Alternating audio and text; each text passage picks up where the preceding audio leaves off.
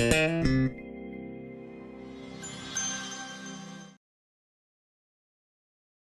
bang, and now it's like you have 4 days. It looks like to sort of go over what had anything consistent pop up that you really want to address this week. Well, I think both ends of the floor, you continue to defend without fouling. I thought we did a solid job in the last game, the Citadel game, outside of the segment there in the first half. But I thought we did a good job closing out with our hands, trying to contain the dribble.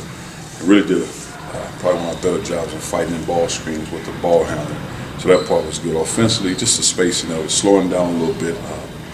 Not necessarily taking for granted your opponent, really playing the game how it's supposed to be played, so to speak. Screening, spacing, movement, getting the ball inside, attacking off the dribble.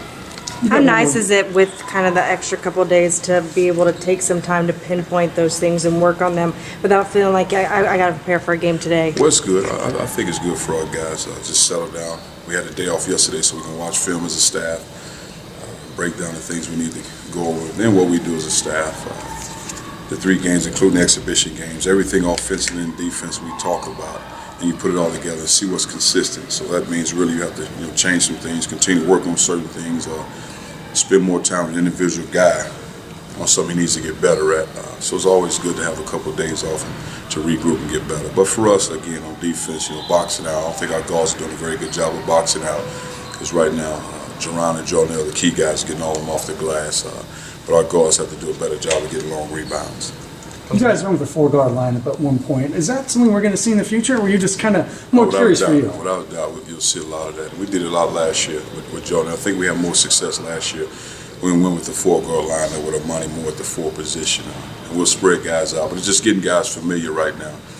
When you go 4 guards, that means one of those guards have to guard somebody else's traditional big guy. So it means it might be Robert, it might be Josh, and really getting Robert used to that.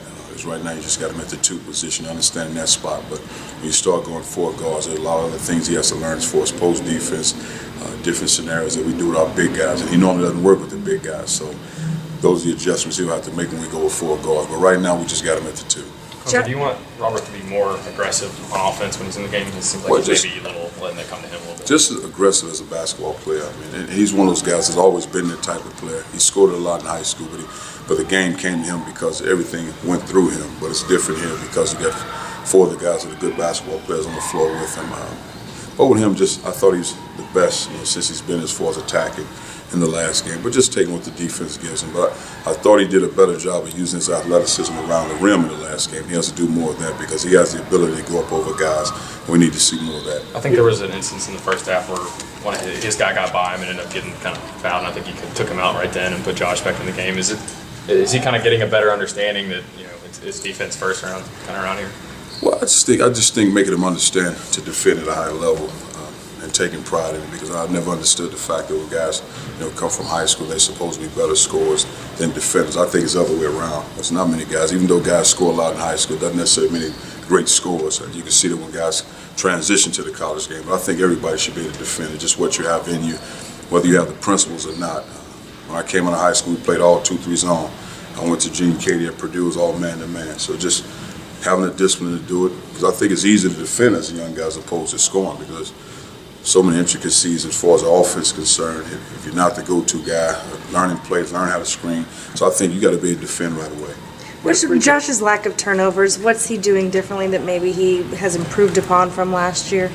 I think when we went into SEC play, that's when he made strides. I think going into SEC play last year, he really struggled with his assist-to-turnover ratio. We sat down and talked to him about it, watched film with it, and since then he's been very good, taking care of the basketball. Now he doesn't do a lot of penetrating, being aggressive, looking for guys, but he take care of the basketball, and that's more important to facilitate the offense and not turn the ball over. He said he didn't realize the stat until he looked it up on Twitter. Is that not something you bring up to them?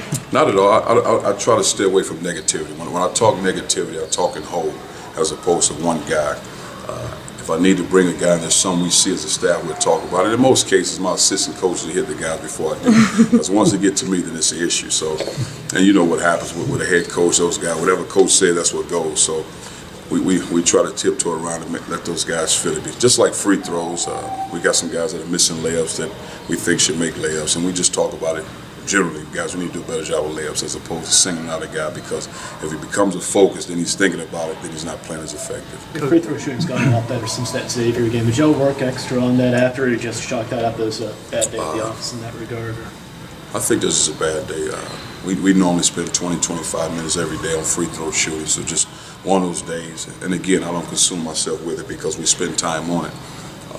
You look, example, with Jarnell's free throw shooting, he's almost at 90%. And he's been a guy that's hovering around 50% for his career.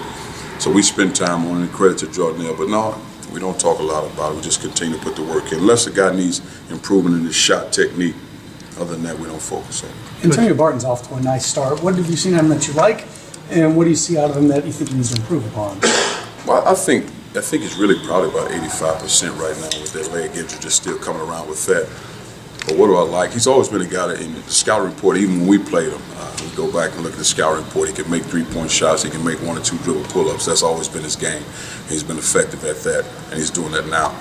I think the part of his game before the injury that we're not seeing from a fan standpoint is the fact he can drive the ball. He's fast in transition and pushing the ball, and he doesn't turn it over. So that part I think he's getting better with the strengthening his leg. But, you know, defensively, being more aggressive. I think he got more in his tank defensively, just getting out, pressing the basketball, and setting the tone for us out top. You got one more game before